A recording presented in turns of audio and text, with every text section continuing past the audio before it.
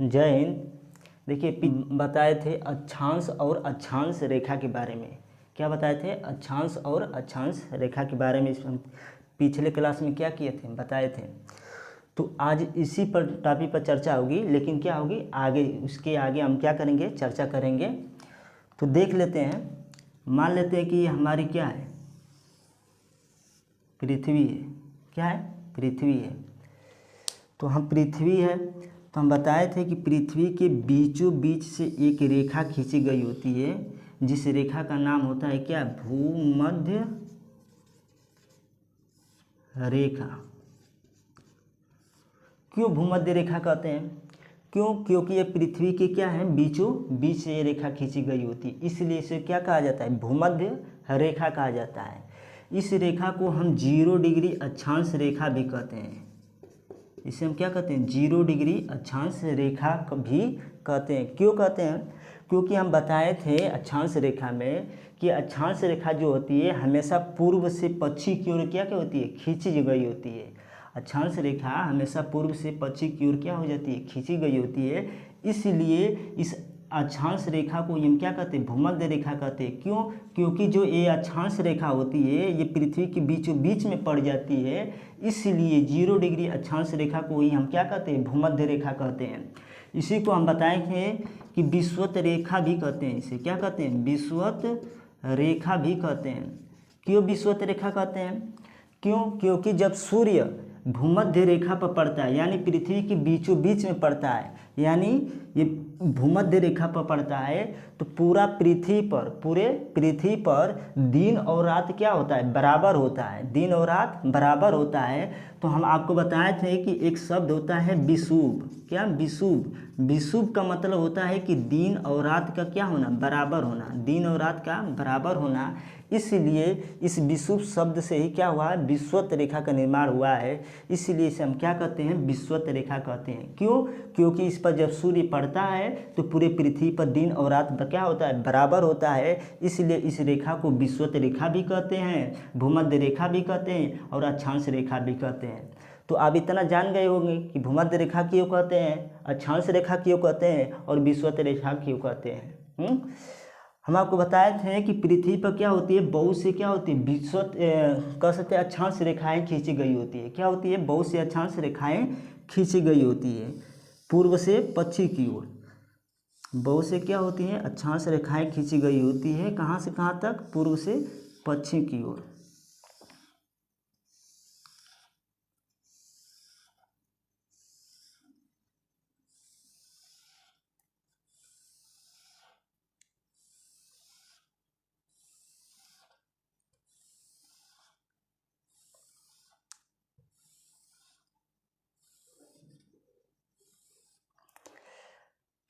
क्या होती है? पूर्व से पश्चिम की ओर क्या होती है? अक्षांश रेखाएं क्या होती है? खींची गई होती है। तो हमारा कहने का मतलब ये है कि जो ये रेखाएं, जो अक्षांश रेखा जो पूर्व से पश्चिम की ओर खींची गई है, क्या ये दोनों के बीच की दूरी बराबर है? सभी जो अक्षांश रेखाएं हैं उनकी बीच की दूरी बराबर है? क्या ये बराबर बराबर दूरी पर खींची गई है? तो हाँ, ये क्या होती है? सभी रेखाएं क्या होती हैं? बराबर बराबर दूरी पर क्या होती है? खींची गई होती है। तो इनकी बीच की दूरी क्या होती है, देख लेते हैं। तो दो अक्षांश रेखाओं के बीच की जो दूरी होती है कितना होती है? बीच की दूरी कितना होती है? 111 किलोमीटर। क्या होती है? 111 किलोमीटर। जैसे ही आप पोल पर जाएंगे यानी ध्रुव पर जाएंगे तो इसकी दूरी में क्या होता है? थोड़ा सा वृद्धि हो जाती है। इसकी दूरी में क्या होता है? थोड़ा सा क्या होता है? वृद्धि हो जाती है, यानी पोल पर। तो ध्रुवों पर इसकी दूरी कितना हो जाती है? ध्रुवों पर इसकी दूरी कितना हो जाती है? 111.13 किलोमीटर हो जाती है। क्या हो जाती है? 111.13 किलोमीटर हो जाती है। ये दो अक्षांश जो रेखाएं होती हैं इनकी दो बीच की का जो क्षेत्र होता है, दो अक्षांश रेखाओं के बीच का ये जो क्षेत्र होता है, इस क्षेत्र को हम क्या कहते हैं? कटिबंध कहते हैं। तो दो अक्षांश रेखाओं के बीच क्या क्षेत्र को क्या कहते हैं? कटिबंध कटिबंध कहते हैं। क्या कहते हैं? कटिबंध कहते हैं, यानी जोन। इंग्लिश में से क्या कहते हैं? जोन कहते हैं, कटिबंध कहते हैं। ठीक। अब आप सोचिए कि जो अक्षांश रेखाएं खींची गई हैं, इनमें से सबसे बड़ी अक्षांश रेखा कौन सी है? जो बीच में खींची गई होगी वही तो सबसे बड़ी अक्षांश रेखा होगी, यानी जो भूमध्य रेखा है यही तो सबसे बड़ी होगी अन्य रेखाओं की तुलना में। तो ये जो रेखा है भूमध्य रेखा, ये क्या होती है? अन्य रेखाओं की तुलना में क्या होती है? सबसे बड़ी होती है। तो ये बताइए कि इन रेखाओं में सबसे बड़े वृत्त किस रेखा पर बनेगा? सिंपल सी बात है कि भूमध्य रेखा पर। क्या? भूमध्य रेखा पर। क्यों? क्योंकि ये जो भूमध्य रेखा है अन्य अक्षांश रेखाओं की तुलना में क्या है? सबसे बड़ा है। इसलिए क्या होता है? इस रेखा पर क्या होता है? बड़े वृत्त का निर्माण होता है। तो पूछता है कि ग्रेट सर्किल का निर्माण किस रेखा पर होता है? तो भूमध्य रेखा पर होता है। बड़े वृत्त का निर्माण कहाँ पर होता है? भूमध्य रेखा पर। भूमध्य रेखा पर। क्या? भूमध्य रेखा पर। अब बताइए कि जब हम भूमध्य रेखा से पोल की ओर जाएंगे, यानी ध्रुव की ओर जाएंगे, तो देख रहे हो कि अक्षांश रेखाएं जो होती है क्या होती है? इनकी दूरी क्या हो जाती है? कम होती चली जाती है। क्या हो जाती है? कम हो जाती है। देखिए ये जो अक्षांश रेखा है ये क्या है? बड़ा है। इससे ये क्या होगी? छोटी होगी। ये उससे भी क्या है? छोटी है। ये उससे भी क्या है? छोटी है। ये उससे भी क्या? छोटी है। इसे धीरे धीरे क्या पोल पावर क्या हो जा रही है? छोटी हो जा रही है। तो हम ये भी तो कह सकते हैं कि अगर हम भूमध्य रेखा यानी इक्वेटर से पोल की ओर जाएंगे तो वृत्तों के क्षेत्रफल में क्या होगा? कमी देखने को मिलेगी, क्योंकि यहाँ पर बड़ा वृत्त का निर्माण होगा, यहाँ पर इसे छोटा बनेगा, यहाँ पर इससे भी छोटा वृत्त बनेगा, यहाँ पर इससे भी छोटा वृत्त बनेगा, यहाँ पर इससे सबसे छोटा वृत्त बनेगा। तो कह सकते हैं कि भूमध्य रेखा से पोल की ओर यानी ध्रुवों की ओर जाएंगे कि वृत्तों की क्षेत्रफल में क्या होगा? कमी देखने को मिलेगी। क्या होगा? कमी देखने को मिलेगी। ठीक। तो इतना जान गए। अब आगे थोड़ा चर्चा करते हैं। ठीक है, साफ कर देते हैं।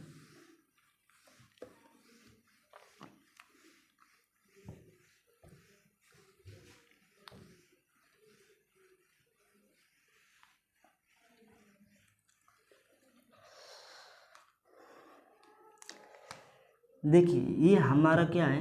ग्लोब है। मान लेते हैं ये हमारा क्या है? ग्लोब है। क्या है? ग्लोब है। मान लेते हैं ये हमारा क्या है? ग्लोब है। ग्लोब देखे होगे कि हमेशा क्या होता है? तिरछा बना होता है। आप जैसे आप ग्लोब खरीदेंगे आपको इस तरह बनाया हुआ मिलेगा ग्लोब।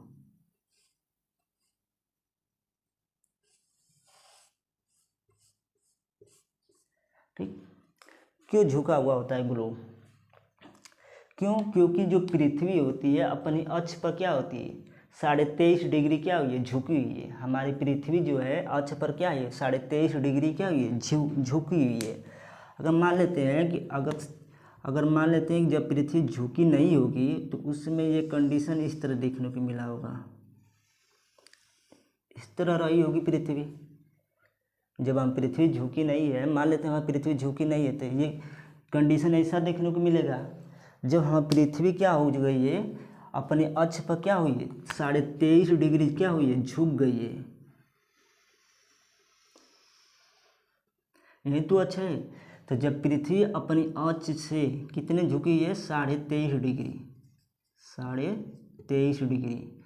23.5 डिग्री अपनी अक्ष से झुकी हुई है, तो सिंपल सी बात है कि ये अपनी कक्ष से 23.5 डिग्री झुकी होगी। 66 डिग्री। जब अपने अक्ष से 23.5 डिग्री पृथ्वी झुकी है तो अपने कक्ष से कितना ही झुकी होगी? 66 डिग्री। तो आप बताइए जब ये पृथ्वी मान ली ये ऊपर वाला नॉर्थ वाला हिस्सा मान लेते हैं कि क्या हुई?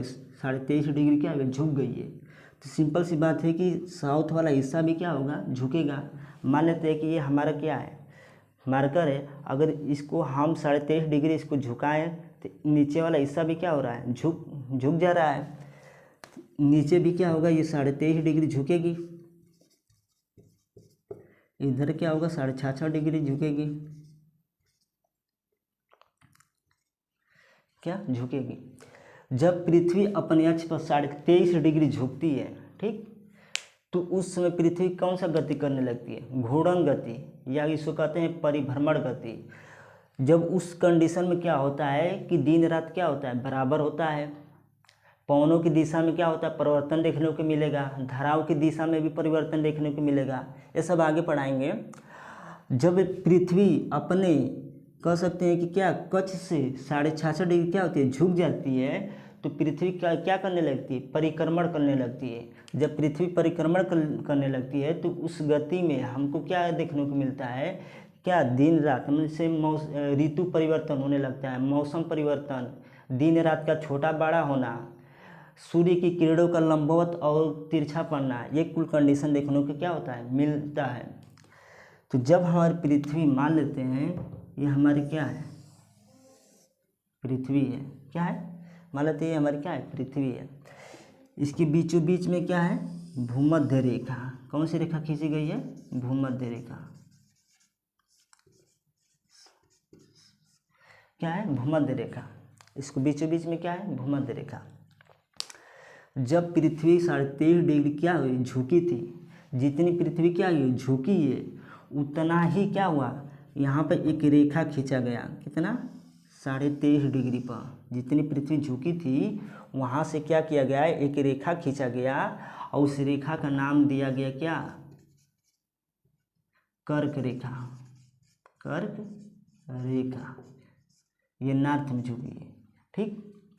तो जब ये नॉर्थ में झुकी है तो साउथ में भी शायद 23.5 डिग्री झुकी हुई है, तो इसे हम कहते हैं क्या, 23.5 degree south tropic of Capricorn, यानी मकर रेखा।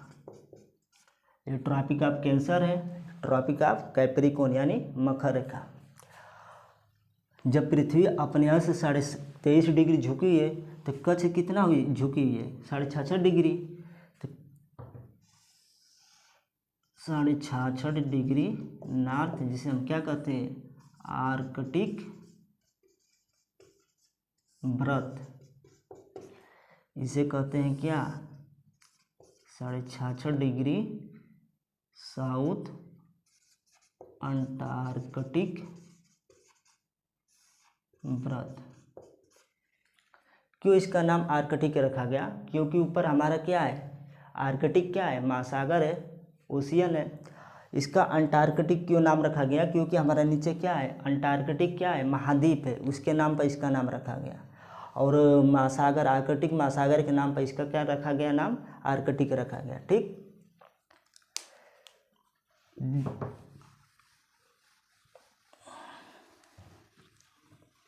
हमारा जो सूर्य होता है, सूर्य जो मैक्सिमम कह सकते हैं नॉर्थ में मैक्सिमम ऊपर, या कह सकते हैं नॉर्थ में मैक्सिमम कहाँ तक पहुँच पाता है, कर्क रेखा तक ही पहुँच पाता है। और नीचे मैक्सिमम कहाँ तक पहुँच पाता है, कह सकते हैं मकर रेखा तक ही पहुँच पाता है।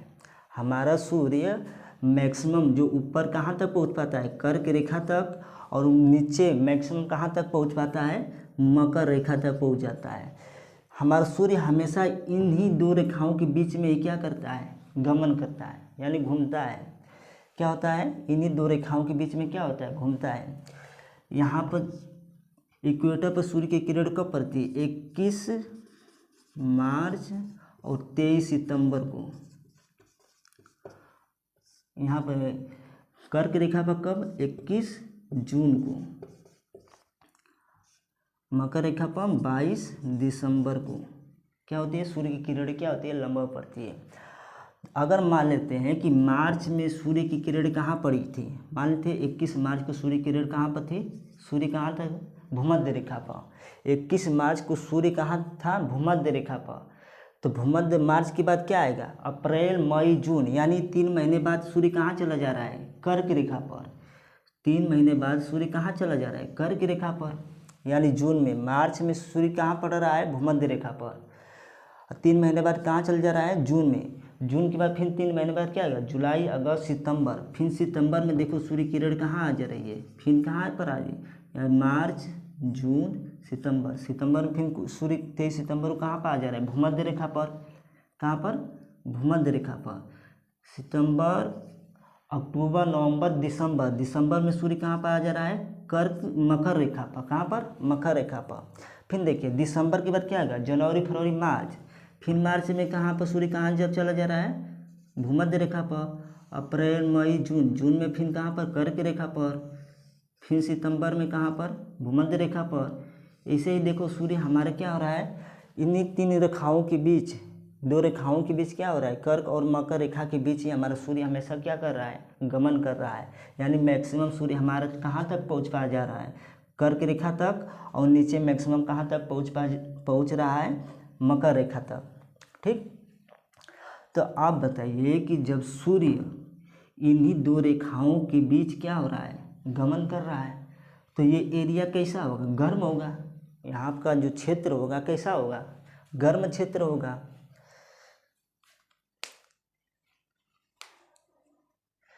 ये जो क्षेत्र होगा कैसा होगा, गर्म क्षेत्र होगा। ये जो क्षेत्र हमको कैसा देखने को मिलेगा, गर्म क्षेत्र। तो हिंदी में तो हम क्या कहते हैं, गर्म क्षेत्र कहते हैं, लेकिन भूगोल की भाषा में क्या कहेंगे इसे, भूगोल की भाषा में क्या कहेंगे, गर्म को भूगोल की भाषा में क्या कहते हैं। इसको उधर लिख देते हैं, ठीक है। यहाँ पर क्या है, 21 मार्च और 23 सितंबर।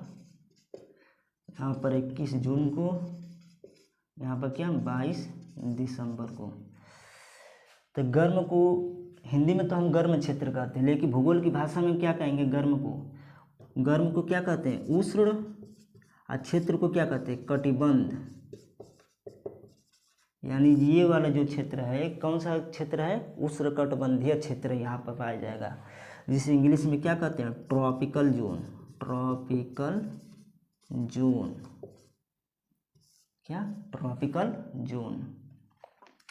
अब बताइए, मान लीजिए कि सूर्य हमारा यहाँ पर है, ठीक, मार्च में यहाँ पर है सूर्य, मार्च में कहाँ पर, यहाँ पर है। तो यहाँ पर क्या होगा, हल्का गर्मी होगा, यहाँ पर भी हल्का गर्मी होगा। जब सूर्य यहाँ पर है तो ये क्या होगा, ज़्यादा गर्म होगा, ये क्या होगा, ठंडा हो जाएगा। जब सूर्य यहाँ पर है तो यहाँ पर हल्का गर्मी होगा, यहाँ पर क्या होगा, हल्का गर्मी होगा। जब सूर्य यहाँ पर है तो यहाँ पर क्या होगा, ठंडा पड़ेगा, और यहाँ पर भी क्या होगा, गर्मी पड़ेगा। यानी ये जो क्षेत्र देख रहे हैं हम, यहाँ पर ठंड और गर्म दोनों क्षेत्र देखने को मिल रहा है। क्या, ठंडा और गर्म दोनों क्या हो रहा है, क्षेत्र देखने को मिल रहा है यहाँ पर।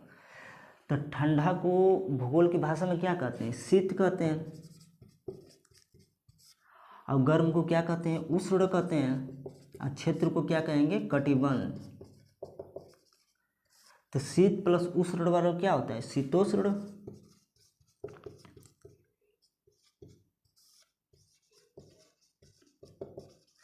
तो ये वाला क्षेत्र कौन सा हो जाएगा, शीतोष्ण कटिबंध, जिसे इंग्लिश में क्या कहते हैं, टेम्परेट जोन।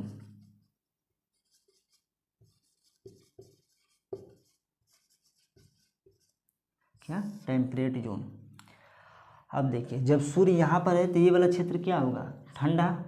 यहाँ पर रहेगा तभी ठंडा, यहाँ पर रहेगा तभी ठंडा, यहाँ पर रहेगा तभी ठंडा, यहाँ पर रहेगा तभी ये ठंडा रहेगा, यहाँ पर रहेगा तभी ये ठंडा, यहाँ पर रहेगा तभी ठंडा, यहाँ पर रहेगा तभी ठंडा पड़ेगा। यानी यहाँ पर देख रहे हो सूर्य यहाँ पर हमेशा क्या देखने को मिल रहा है, ठंड देखने को मिल रही है। लेकिन यहाँ का क्षेत्र कैसा है, ठंडा क्षेत्र है। क्या है, ठंडा क्षेत्र है। तो ठंडा को भूगोल की भाषा में क्या कहते हैं, शीत, और क्षेत्र को क्या कहेंगे, कटिबंध। क्या, कटिबंध। यानी इंग्लिश में कहेंगे इसको क्या, फ्रीजिंग जोन। क्या, फ्रीजिंग जोन, क्या कहेंगे, फ्रीजिंग जोन। लेकिन पेपर में पूछा था एक बार कि जो शीत कटिबंध है, शीत कटिबंध में सबसे ज़्यादा ठंड कहाँ पड़ती है, शीत कटिबंध में भी सबसे ज़्यादा ठंड कहाँ पड़ती है। तो शीत कटिबंध में सबसे ज़्यादा ठंड कहाँ पड़ती है, तो शीत कटिबंध को वैज्ञानिकों ने क्या किया है, 2 भागों में बांट दिया है। ऊपर के भाग को उन्होंने लिखा है टुंड्रा, और इसको कहते हैं टैगा। तो आप बताइए कि जब सूर्य यहाँ पर ठंडी पड़ रही है तो सबसे ज़्यादा ठंडी टुंड्रा में पड़ेगी कि टैगा में पड़ेगी? तो सिंपल सी बात है कि सबसे ज़्यादा ठंडी कहाँ पड़ेगी? टुंड्रा में। तो पूछेगा कि शीत कटिबंध में सबसे ज़्यादा ठंडी कहाँ पड़ती है? तो टुंड्रा में। और पूछेगा कि शीत कटिबंध में सबसे कम ठंडी कहाँ पड़ती है? तो टैगा में। ठीक, कहाँ पड़ेगी? टैगा में। अगर हम पृथ्वी, अब देखिए मान लेते हैं कि सूर्य हमारा क्या हो रहा है कि यहाँ पर क्या रहा है, यहाँ से यहाँ तक मैक्सिमम पहुँच जा रहा है, यानी कर्क रेखा तक मैक्सिमम कहाँ तक पहुँच पा रहा है? कर्क रेखा तक। और नीचे मैक्सिमम कहाँ तक पहुँच जा रहा है? मकर रेखा तक। जब सूर्य कर्क रेखा पर पहुँच रहा है तो वहाँ पर क्या होगा? लंबवत चमकेगा। जब सूर्य कर्क रेखा पर क्या होगा? पहुँचेगा तो कर्क रेखा पर सूर्य की किरण क्या पड़ेगी? लंबवत पड़ेगी। तो सूर्य का लंबवत चमकना, इसको साफ कर देते हैं।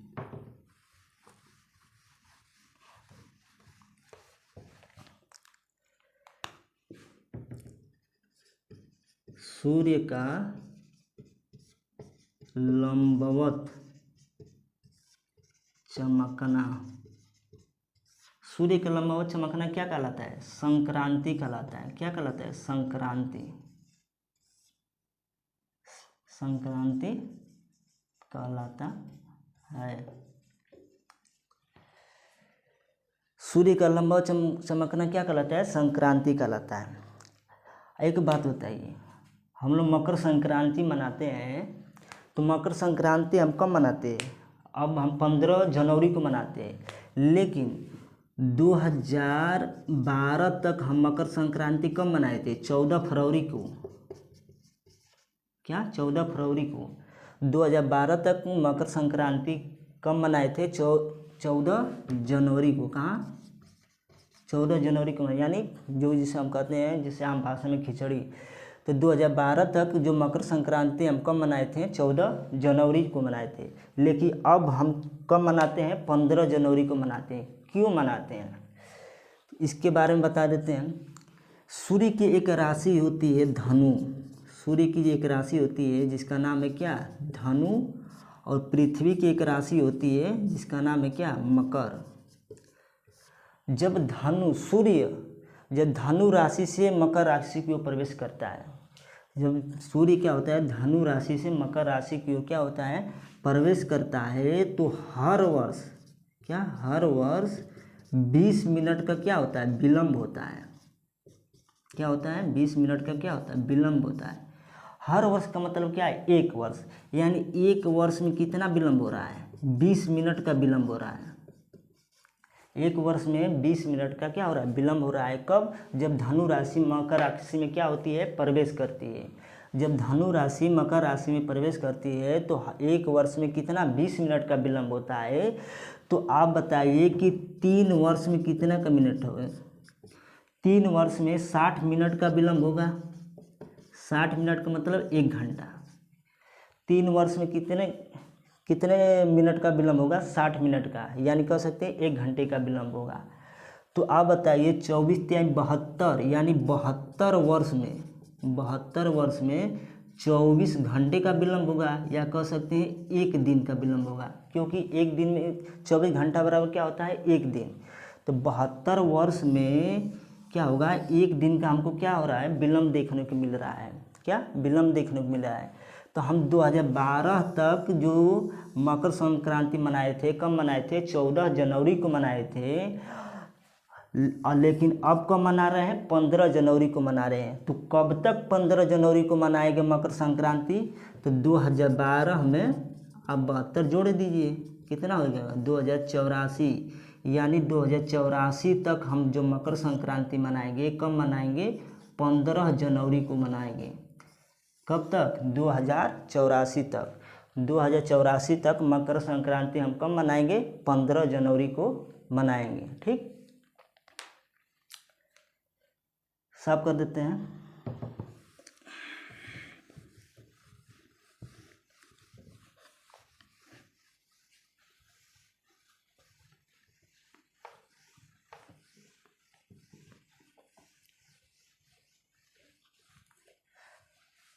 थोड़ा पृथ्वी के बारे में देख लेते हैं। क्या पृथ्वी की आकृति कैसी होती है? पृथ्वी की जो आकृति होती है कैसी होती है? जियोड होती है। क्या? जियोड या इसी को कहते हैं क्या? लग्वज। पृथ्वी की जो आकृति होती है कितनी क्या होती है? जियोड या लग्वज। इसका क्षेत्रफल कितना होता है? पृथ्वी का क्षेत्रफल तो 510,072,000 वर्ग किलोमीटर क्या होता है? पृथ्वी का क्या है? क्षेत्रफल है। पृथ्वी का व्यास कितना होगा? या इसको कहेंगे क्या? इक्वेटर की लंबाई भी कह सकते हैं। कितना होती है? 12,756 किलोमीटर क्या होता है? पृथ्वी का व्यास होता है। इसकी परिधि कितना होता है? तो 40,075 किलोमीटर क्या होती है? इसकी परिधि होती है पृथ्वी का। तो पृथ्वी की आकृति जियोड यानी लग्वज। पृथ्वी का क्षेत्र 510,072,000 वर्ग किलोमीटर। इसका व्यास यानी इक्वेटर की लंबाई मान लेते हैं पृथ्वी है, तो ये क्या है? व्यास है इसका। तो क्यों व्यास जो होता है क्या होता है? उस गोला के बीचों बीच में ही होता है ना, तो इसी को हम क्या बोले थे? इक्वेटर यानी भूमध्य रेखा ही बोले थे। तो या कह सकते हैं इक्वेटर की लंबाई, या कह सकते हैं क्या? पृथ्वी का व्यास। दोनों एक ही कह सकते हैं। तो कितना है? 12,756 किलोमीटर। 56 किलोमीटर। इसकी परिधि कितना है? 40,075 किलोमीटर।